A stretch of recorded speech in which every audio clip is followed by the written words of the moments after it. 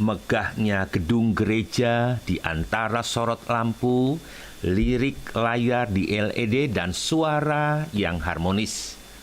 Tuhan justru diam. Nah, kenapa hadiratnya tak terasa?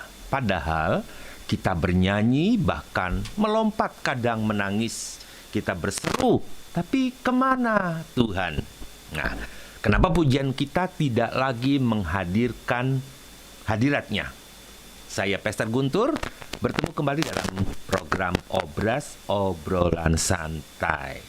Ya, ada firman berkata, bangsa ini memuliakan aku dengan bibirnya, padahal hatinya jauh daripadaku. Dituliskan dalam kitab Yesaya 29 ayat 13. Ya, obrolan rohani, obrolan santai dari suara sangkakala. Nah, hari ini saya ingin mendengungkan sangkakala peringatan bagi generasi penyembah Tuhan. Karena ketika musik dan pujian menjadi pusat yang seharusnya kepada Elohim Yahweh, tetapi membuat nama itu tersisih, bahkan Kristus tersisih.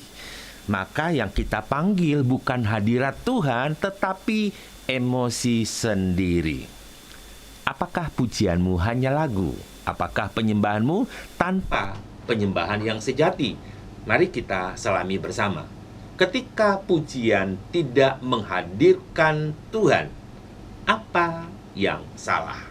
Ya, hanya di obras suara kebenaran akan disampaikan. Jika kita membaca rahasia hadirat Tuhan, ketika Tuhan turun dalam pujian yang dinaikkan di Bait Salomo, dikisahkan dalam 2 Tawarik pasal 5 ayat 13 hingga 14, dan ayat ini menjadi kunci rohani sehingga kita dapat memahami bahwa bagaimana seharusnya kita memuji menyembah Tuhan. Dikatakan, maka para peniup nafiri dan para penyanyi itu memperdengarkan paduan suara untuk menyanyikan puji-pujian dan syukur kepada Yahweh. Menyaringkan suara dengan nafiri, simbal, dan alat-alat musik memuji Yahweh. Sebab dia baik, bahwasanya untuk selamanya kasih setianya. Maka bait itu menjadi penuh dengan awan, yakni bait Yahweh itu. Sehingga para imam tidak mampu untuk berdiri melayani di depan awan itu, karena kemuliaan Yahweh memenuhi bait Elohim. Kita melihat ada kesatuan hati dan kesatuan suara. Para penyanyi seia sekata, sepakat. Jadi ada sebuah kekuatan dalam kesatuan. Ini adalah kunci penting ketika umat Tuhan bersatu hati dalam pujian itu, mengundang hadiratnya, dan Tuhan tidak hanya hadir dalam musik yang indah, tapi dalam kesatuan hati yang menyembah Dia dalam roh dan kebenaran. Ya, di mana kesatuan hati, disitulah dicurahkan berkat. Amin ya. Mazmur 133 jika Anda membaca di ayat 1 sampai ayat yang ketiga. Tuhan perintahkan berkat. Ya, puji Tuhan.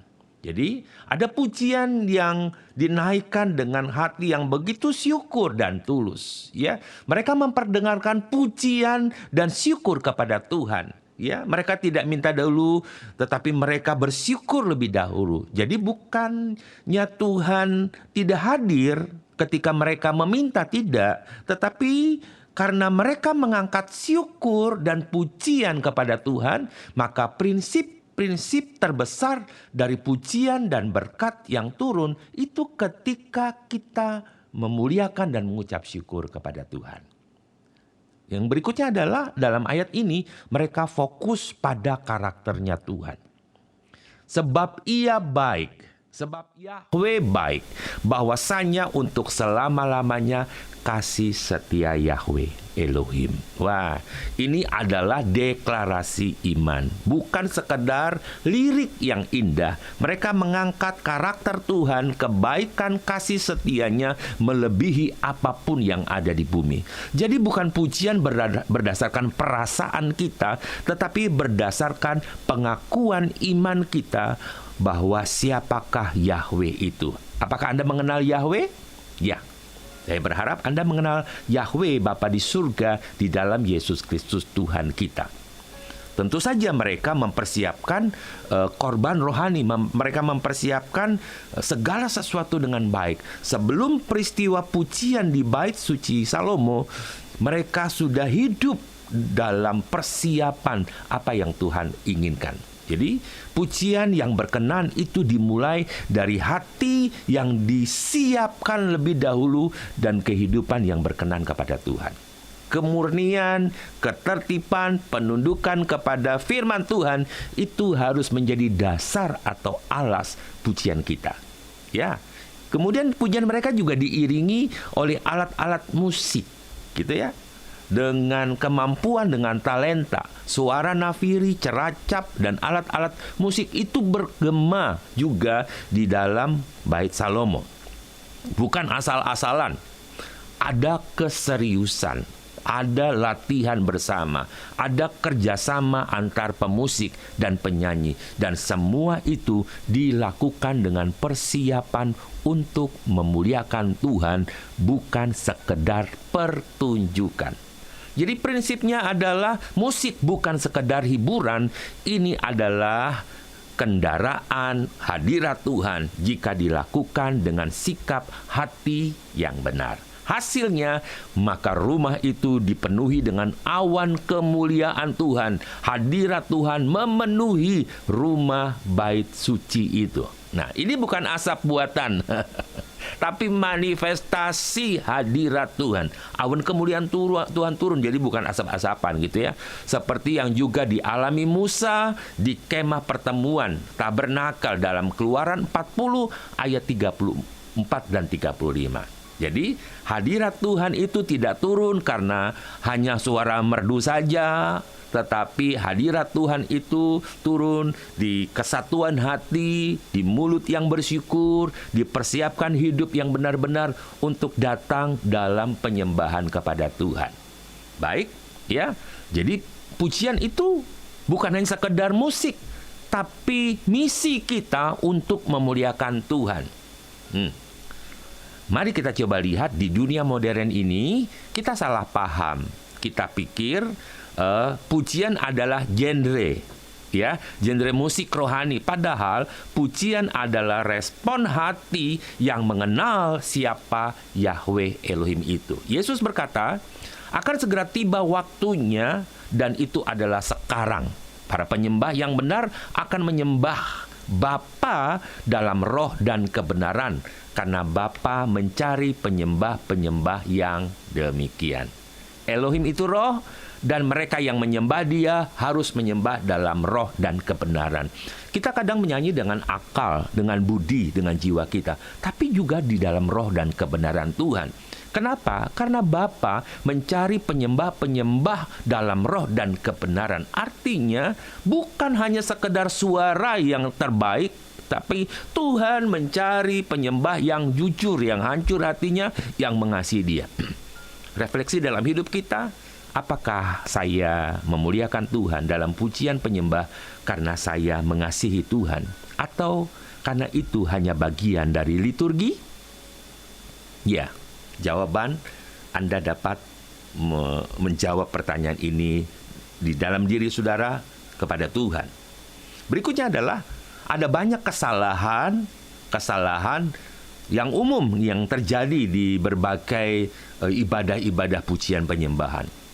Yang pertama adalah kadangkala pujian itu berpusat pada diri sendiri. Contohnya ini, aku dikuatkan, aku diangkat, aku diberkati, pokoknya aku gitu ya. Sebenarnya bagus sih untuk menunjukkan kepada orang lain, ini loh, aku berbeda, aku dikuatkan, aku diangkat, ya katakanlah itu kesaksian hidup karena kita disertai Tuhan. Tapi di dalam pujian, ya, jika semua tentang aku dan bukan tentang Yahweh di dalam Yesus Hamasiah Kristus, maka kita sedang menyembah perasaan kita dan bukan tentang Yahweh Elohim.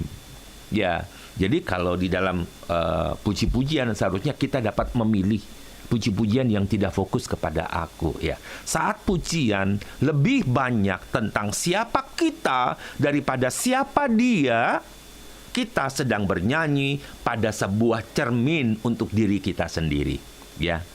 Jadi bukan kepada tahta Elohim, tapi kepada tahta kita, ya. Saat pujian lebih banyak tentang siapa kita daripada siapa dia, kita sedang bernyanyi di depan cermin untuk tahta kita. Pertanyaan adalah buat Anda dan saya, apakah aku lebih sibuk merasa dikuatkan daripada mengenal siapa penolongku?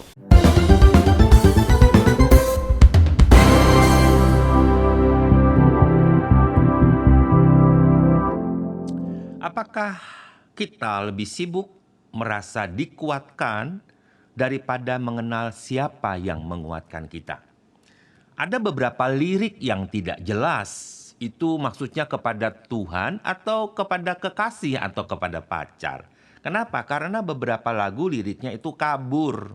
Ya contoh, engkau cahaya hatiku, kehadiranmu indah. Pokoknya, tetapi tidak ada nama Tuhan di situ.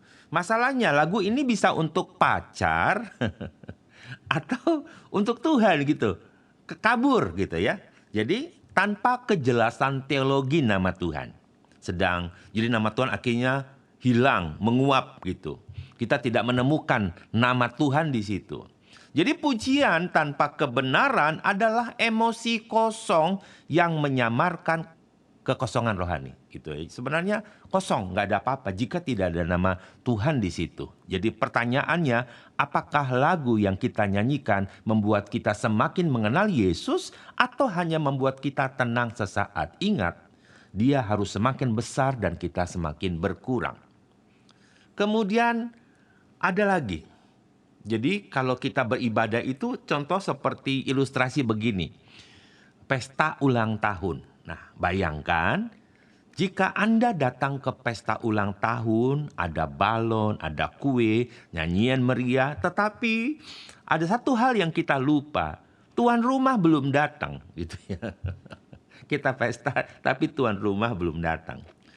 Kita juga dapat membayangkan begini.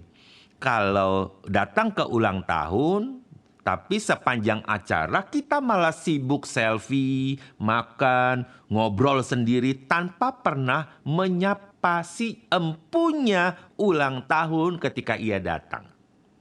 Kita nyanyi, kita tertawa, kita tidak menyapa kepada orang yang seharusnya kita hormati. Nah, begitulah ibadah jika tidak fokus kepada Yesus Tuhan, tidak fokus kepada penyembahan kepada Bapa di surga, hanya memainkan musik, tetapi Yahweh bukan menjadi pusat penyembahan. Jadi mari kembalikan kemurnian pujian. Inilah waktunya kita memilih lagu yang jelas menyebut nama Yesus.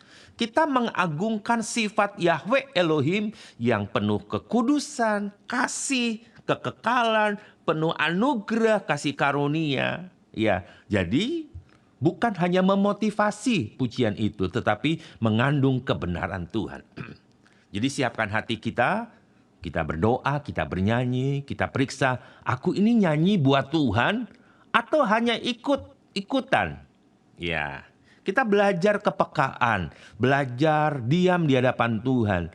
Pujian bukan harus selalu ramai, sebab kadangkala Tuhan juga hadir dalam keheningan hati yang tulus.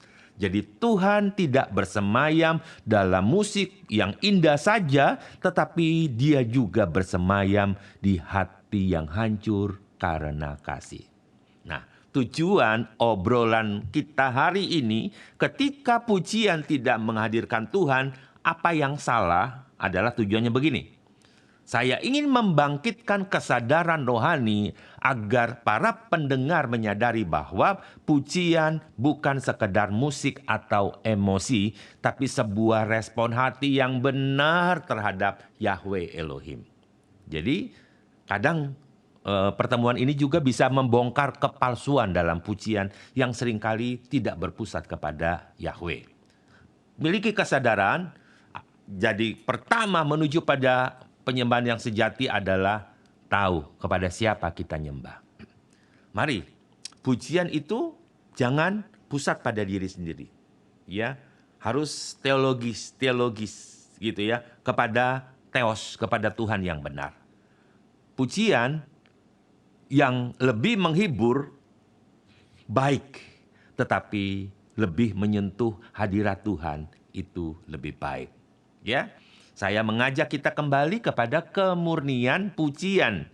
Nyanyi dengan hati yang tulus, penuh kasih penyembahan, pilih lagu-lagu yang memuliakan nama Tuhan. Ya, ada nama Yesus di situ. Datang menyembah bukan karena sebuah hiburan, tetapi untuk pengagungan Tuhan. Jadi ada alat ukur rupanya ya. Alat ukurnya adalah lirik lagunya sesuai kebenaran atau tidak. Sikap hati kita saat memuji Tuhan. Ya, ini menunjukkan kualitas penyembahan yang sejati. Ya, baik sobat iman dalam Kristus, hadirat Tuhan tidak hadir hanya karena kita bernyanyi saja. Hadirat Tuhan turun ketika hati kita terbuka, jiwa kita merendahkan diri, dan Yesus dipermuliakan. Ya, Tuhan pasti mengampuni apa yang menjadi kelalaian kita. Hanya sekadar rutinitas mungkin, bukan persembahan sejati, penyembahan sejati. Tuhan pasti mengampuni kita, tetapi Tuhan juga mau kita kembali menyembah Dia di dalam roh dan kebenaran. Biarlah setiap kita yang menyanyikan bukan hanya sekedar menyanyi lagu-lagu rohani, tetapi benar-benar menyenangkan akan hati Tuhan di dalam nama Yesus. Puji Tuhan. Terima kasih telah mendengarkan Hidup dalam Penyembahan, obrolan santai, obrolan rohani yang hari ini membahas tentang pujian dan penyembahan. Saya percaya Anda akan mengalami terus hadirat Tuhan, dijamah oleh Tuhan, bukan sekadar di jiwa kita dan kita menangis, tetapi kita benar-benar merasakan damai sejahtera dalam hadirat Tuhan. Sampai jumpa dalam program berikutnya. Saya Pastor Guntur, Tuhan Yesus memberkati. Amin.